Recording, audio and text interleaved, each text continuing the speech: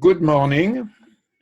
It is a great pleasure for me to be in line with all of you.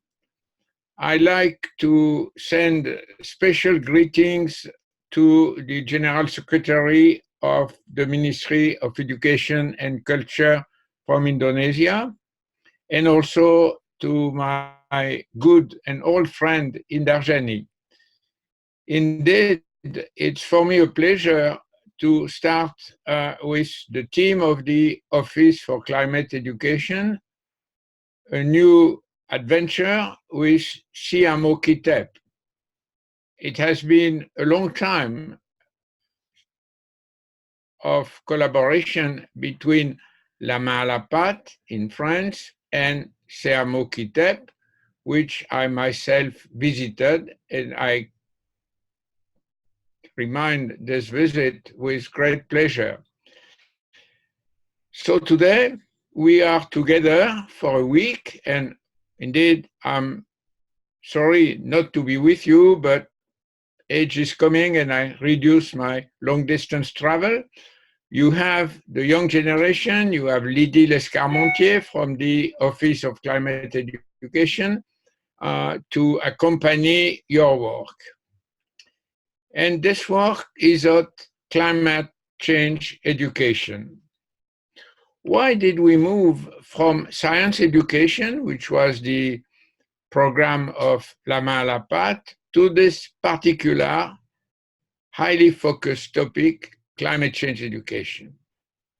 The reason is very simple. Humanity, globally and locally, is confronted to its future during the 21st century. And this future will have, we know, the problem of climate change. Of course, the magnitude of the problem depends on the action that various countries will be able to take in the coming years. But time is getting short. Countries are slow to implement the decision made at the Paris COP21, the Paris Agreement, which was signed by the unanimity of United Nations, but implementing it is difficult and this is slow. Of course, this is a concern for governments, for economists, for bankers, for industry, and this concern is unevenly distributed on the earth. Some nations, like France or United States or now China, are contributing a lot to the transformation of the atmosphere by injecting carbon dioxide. Other nations, like Indonesia or many other in Southeast Asia, are less contributing, but will most likely be the most to suffer because they have the exposition on the seashore, for instance, to the sea level rise, and also they don't necessarily have the resources to adapt to the climate change. Of course, the challenges are double in a sense. One, what is inescapable in the temperature rise and its consequences imply for societies to adapt. But second, societies also have to invent what is called now the ecological transition or the climate transition, which is to go toward a decarbonized society where energy, for instance, which is the primary source of carbon dioxide, will be produced in different manners. Because of course, humanity needs energy, development needs energy, but we have to invent different paths for this development. The question now is, why do we have to implement climate education? Of course, bankers, economists, industrialists have to change their way of acting. But this will not be obtained if the whole population is not supporting the change. And to support the change, at least in a democratic state, uh, it, the need for the change has to be understood by the citizen. And the complexity of climate issues, it's remote in time. Things will happen in 10, 20, 30 years, 50 years. It's remote in distance. What we do in France has an impact in Indonesia. It's complicated science. So to make this understood by the population needs a dedicated effort. And in the population, there are many people, they all have to understand, but our specific target should be the youth. Why? For two reasons. First, because the youth is sensitive to the issues. We see that with the climate march everywhere in the world. We see that with Greta Thunberg, the young Swedish girl who is so active on climate change. And we see that also in the way the youth look at its own future. Uh, and we know that many young people are interested in getting involved in environmental issues.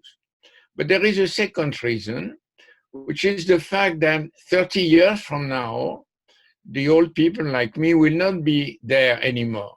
But it's the young people who will suffer eventually from what we don't do today. Or they will have to act also in their professional life. So we have to prepare them, we have to help them. And that's the goal of climate education, because the place where this preparation can be done, of course, it's in the family, of course, it's through the media or the television, but it's fundamentally in the school, because the school is the place where the young people get the reference, the structure, the construction of mind, of understanding, which allows them to be more efficient, to make better choice in their family, in their community, in their professional life. Now, why do we build climate change education on what we have done in science education with Shiamoki Tep or with Lamalapa? The reason is simple. Do we know how do we know that the climate is changing? It's through science. How do we know that we can correct for that? It's through science and engineering. With changing, for example, I just said it, our energy production, our agriculture, our habits of consumption, our transport. This is science which helps us. Of course, it's not only hard sciences. It's not only physics, chemistry, biology, which is necessary. It's also social science, economy. So our plan for education progressively in primary school, in secondary, in junior high school, and then later in higher education, but that's another objective. In those primary and secondary schools, we have to build up on science education to account for the understanding of the climatic issues.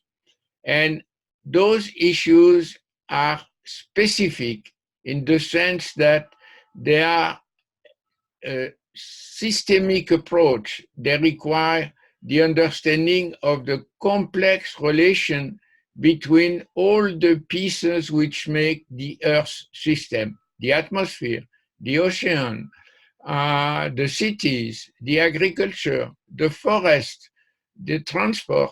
All those are part of a global system which is complex and which we have to understand and describe with an appropriate pedagogy. This is where the Office of Climate Education hope to help you to establish your very ambitious plan of a regional office for climate education in Bandung.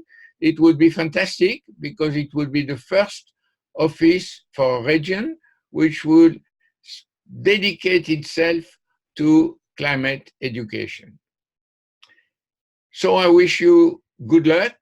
I wish you an excellent seminar, and I conclude by a wish very specific.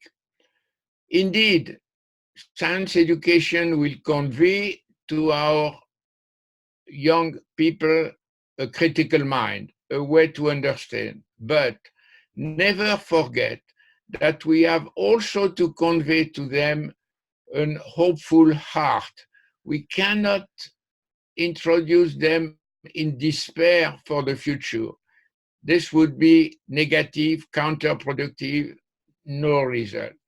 We have to show them that once they understand the cause of the change, they can act positively because there are solutions which need creativity for the construction of a decarbonized society. And these solutions are in their hands if we guide them properly.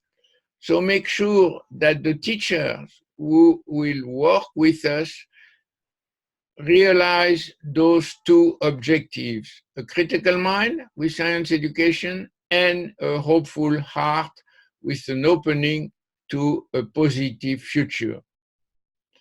Thank you very much and have a good seminar and workshop together.